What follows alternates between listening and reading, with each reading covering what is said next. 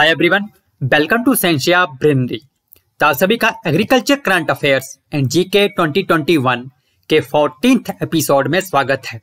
I hope आप सभी को ये जो एग्रीकल्चर करंट अफेयर की एपिसोड की सीरीज है ये आपको पसंद आ रही होगी। और इसमें हम बहुत ही इंपॉर्टेंट टॉपिक जो वो करंट अफेयर से रिलेटेड, स्पेशली जो एग्रीकल्चर करंट अफेयर है उससे रिलेटेड टॉपिक हम डिस्कस कर रहे हैं। और डेफिनेटली आपको जो भी कम्पिटिटिव एग्जाम्स है आने वाले उसमें डेफिनेटली आपको ये जो हमारी एपिसोड की सीरीज है इससे आपको डेफिनेटली क्वेश्चंस मिलेंगे। तो और जो आज का हमारा एपिसोड है ये बहुत ही इंपॉर्टेंट है। इसमें हम जो है एक तो पद्मा अवार्ड्स ये दिए गए हैं रिसेंटली, आपको पता होगा। तो एग्रीकल्चर की फील्ड में किन लोगों को पद्मा अवार्ड जो है वो दिए गए हैं तो वो भी हम आज के टॉपिक में डिस्कस करेंगे। तो इस तरह से जो आज का टॉपिक है बहुत ही इंपॉर्टेंट हो जाता है।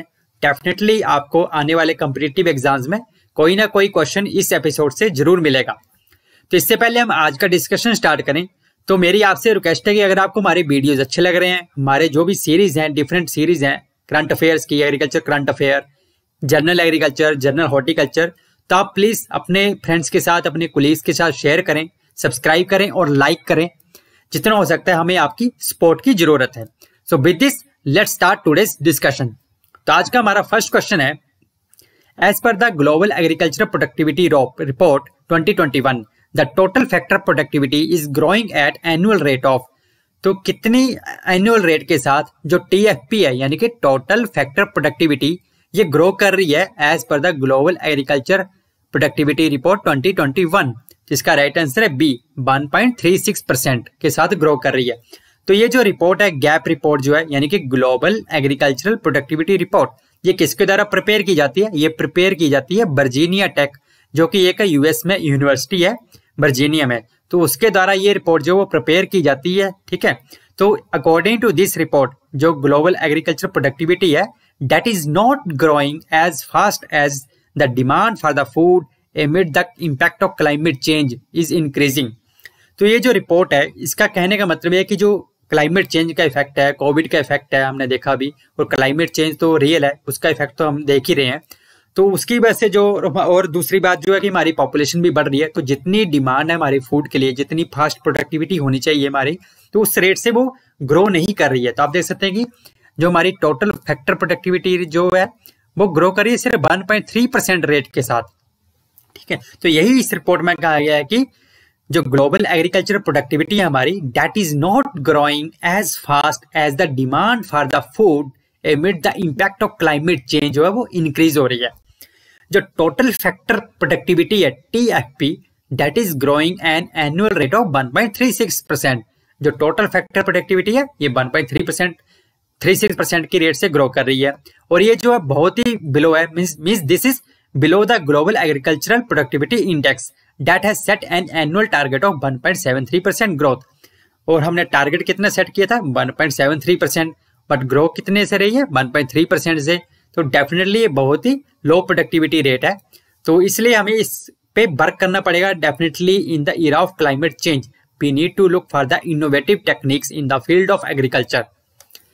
तो नेक्स्ट क्वेश्चन, अगर हम इसमें देखें जो ग्लोबल एग्रीकल्चर प्रोडक्टिविटी रिपोर्ट है इसमें इंडिया की पोजीशन अगर हम देखें तो India has seen strong total factor productivity and output growth this century. अगर हम इंडिया की पोजीशन ऐसे ग्लोबली देखें तो वो स्लो रेट से ग्रो कर रही है, बट इंडिया की पोजीशन इसमें काफी अच्छी है इस रिपोर्ट के अकॉर्डिंग। तो इसके अकॉर्डिंग जो टोटल फैक्टर प्रोडक्टिविटी है इंडिया की that is growing at the rate of 2.81%। Globally अगर हम बात करें तो आपने देखा होगा कि 1.36% थी, बट हमारे भारत की जो TFP है that is growing at the rate of 2.81%। और आउटपुट ग्रोथ कितनी है? That is 3.17%। तो इंडिया की पोजीशन इसमें काफी अच्छी है अभी तक। तो next question is, India's biggest aromatic garden open at. अभी रिसेंटली इंडिया का सबसे बड़ा लार्जेस्ट एरोमेटिक गार्डन जो वो ओपन किया गया है, तो वो कहाँ पे ओपन किया गया है? जिसका राइट आंसर है ए, नैनीताल, उत्तराखंड में नैनीताल जो डिस्ट्रिक्ट है वहां पे इंडिया का सबसे बिगेस्ट एरोमेटिक गार्डन जो वो ओपन किया गया है रिसेंटली। तो ये जो इंडिया का सबसे बड़ा एरोमेटिक गार्डन है इट कंप्राइजेज अबाउट 140 स्पीसीज, ठीक है। इसमें लगभग 140 स्पीसीज है प्लांट्स की, डिफरेंट एरोमेटिक प्लांट्स की। और ये कहाँ पे ओपन किया गया? लाल कुआं इन नैनीताल डिस्ट्रिक्ट में। और ये जो गार्डन है ये कितने एरिया कवर करता है? ये जो गार्डन है ये डेवलप किया गया है 3 एकड़ एरिया के ऊपर डेवलप किया गया है। किसके द्वारा? By the research wing of Uttarakhand forest department. ठीक है, तो उत्तराखंड में नैनीताल में इंडिया का सबसे बड़ा एरोमेटिक गार्डन जो वो ओपन किया गया है। और ये किस स्कीम के अंडर ओपन किया गया है? तो इसको ओपन किया गया है under the centres compensatory afforestation scheme initiated in 2018 में। ये जो स्कीम है, सेंटर्स की जो स्कीम है कंपनसेटरी एफॉरेस्ट्रेशन स्कीम, ये 2018 में जो इनिशिएट की गई थी। तो इसी स्कीम के अंडर ये जो है इंडिया का सबसे बड़ा एरोमेटिक गार्डन जो ओपन किया गया है।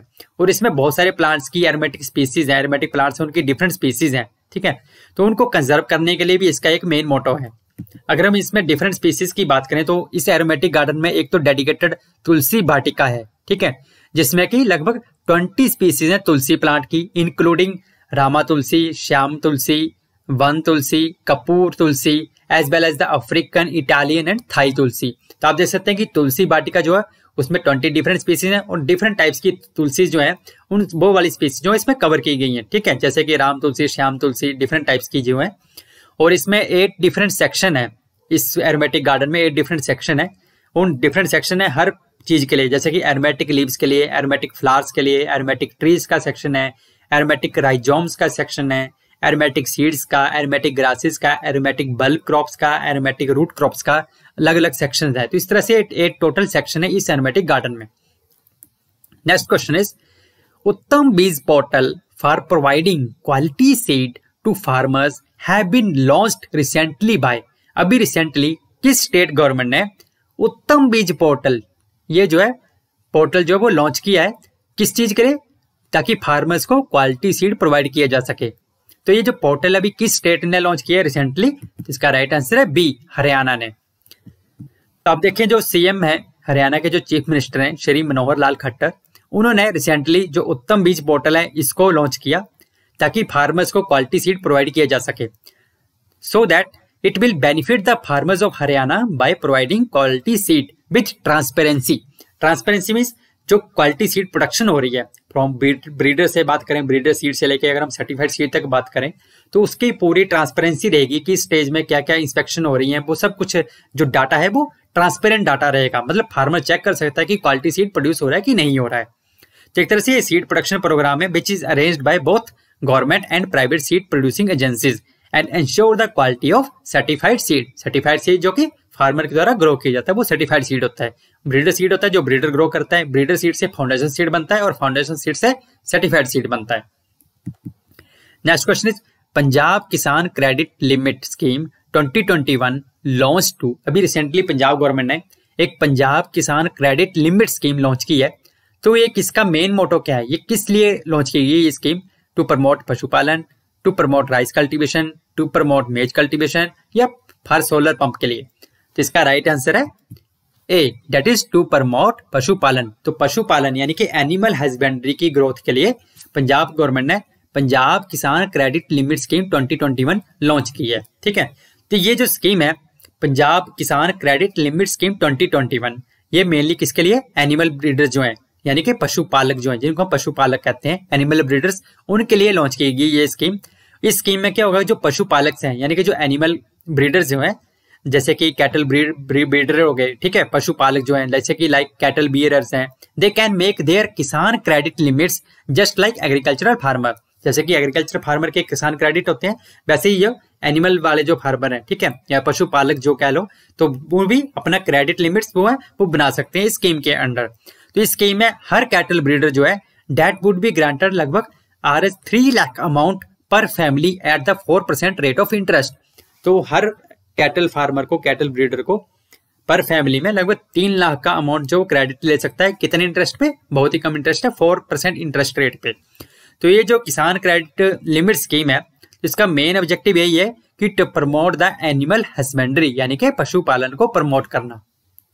Next is miss Trinity Saioo, also known as turmeric Trinity, recently conferred with Padma award. तो इनको कौन सा पद्मा अवार्ड जो अभी रिसेंटली दिया गया है? ये जो ट्रिनिटी साई है, ठीक है, ये जो लेडी हैं, इनको अभी रिसेंटली पद्मा अवार्ड दिया गया है। इनको टर्मरिक ट्रिनिटी भी कहते हैं। तो मैं अभी बताऊंगा कि इनको टर्मरिक ट्रिनिटी क्यों कहा जाता है।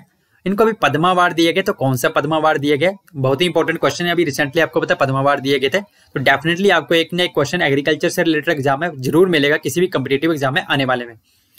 तो इनको पद्मा श्री अवार्ड दिया गया है, तो इसका राइट आंसर है बी, पद्मा श्री अवार्ड जो दिया गया है। पद्मा श्री आपको पता है 4th हाईएस्ट सिविलियन अवार्ड है गवर्नमेंट ऑफ इंडिया का। अगर हम टॉप पोजीशन की बात करें तो टॉप में हमारा भारत रत्न आता है, उसके बाद पद्मा विभूषण आता है, उसके बाद पद्मा भूषण आता है और 4th नंबर पे पद्मा श्री आता है।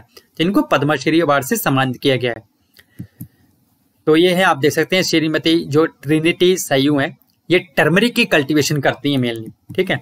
तो मिस ट्रिनिटी सयू, इनको टर्मरिक ट्रिनिटी भी कहा जाता है, इसलिए ये कहाँ की है? ये मेनली मेघालय है, जो है मेघालय में जैंतिया हिल्स है, तो वहां को बिलोंग करती है, मेघालय को, नॉर्थ ईस्टर्न स्टेट्स की है।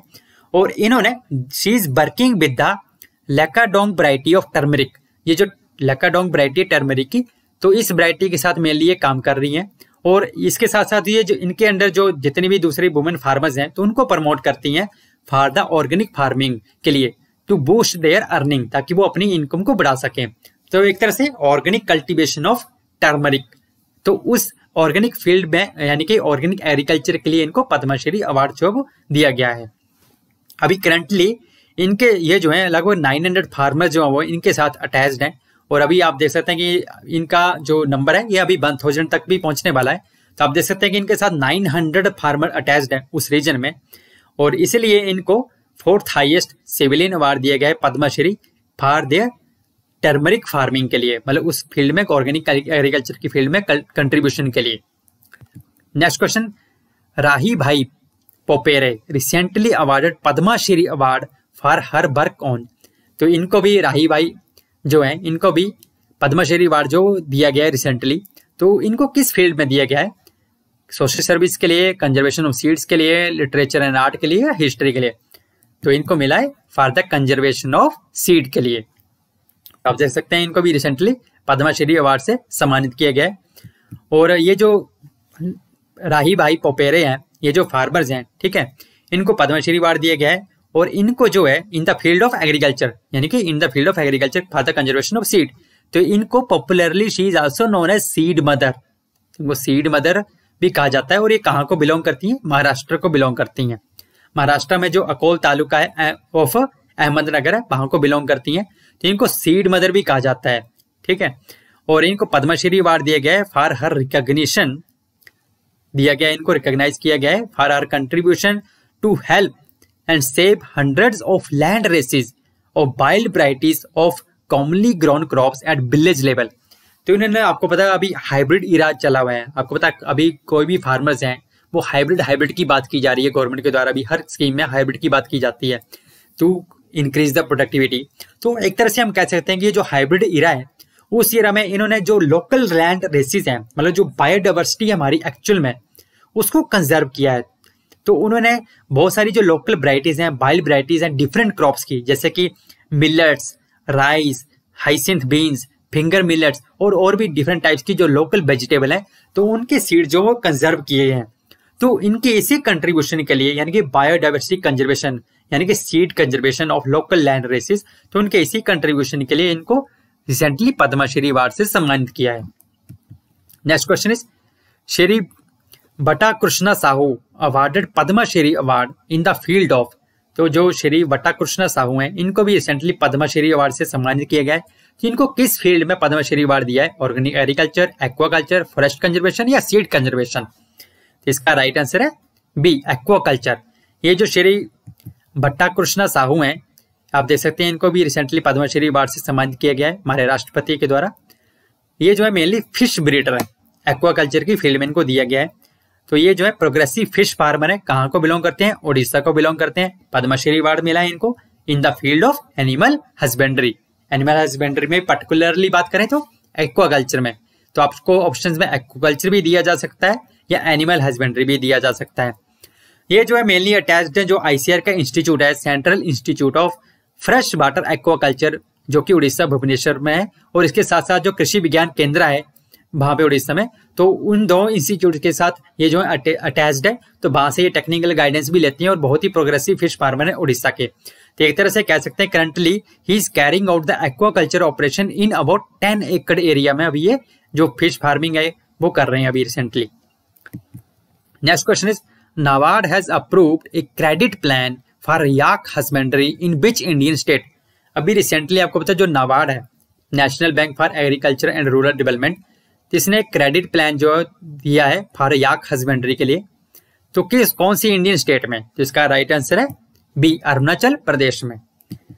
अभी रिसेंटली जो national bank for agriculture and rural development NABARD, इन्होंने अप्रूव किया है एक credit plan for high altitude animal. जो याक होता है, आपको पता है याक जो होता है इसमें बहुत लंबे लंबे बाल होते हैं, आपने भी देखा होगा। तो इस एक हाई अल्टीट्यूड एनिमल है जिसको कि हम माउंटेन कैटल भी कहते हैं। तो इसकी ब्रीडिंग यानी कि इसकी हस्बेंड्री, एनिमल हस्बेंड्री, इसकी पॉपुलेशन को इसकी कंजर्वेशन के लिए एक क्रेडिट प्लान जो वो लॉन्च किया है, मतलब क्रेडिट प्लान जो वो ग्रांट किया है याक हस्बेंड्री के लिए नाबार्ड ने। ठीक है, तो ये जो स्कीम है it was developed by National Research Centre on yak. ये भी आपको पता होना चाहिए कि नेशनल रिसर्च सेंटर ICR का इंस्टीट्यूट होता है, ये कहाँ पे है? याक का। तो ये है अरुणाचल प्रदेश में दिरंग जगह में। ठीक है, याक जो है आपको पता है कि बहुत ही पॉपुलर मोस्ट इंपोर्टेंट एनिमल है हिमालयन रीजन्स के लिए, जो कोल्ड रीजन्स होते हैं वहां के लिए, और या हाई एल्टीट्यूड रीजन के लिए, क्योंकि इसमें जो बहुत सारे इसके मल्टीपल यूजेस होते हैं। मेनली जो न्यूट्रिशनल सिक्योरिटी को स्ट्रेंथन करता है, जब इसको मीट प्रोडक्शन के लिए यूज किया जाता है या मिल्क प्रोडक्शन के लिए यूज किया जाता है, तो न्यूट्रिशनल सिक्योरिटी के लिए यूज होता है।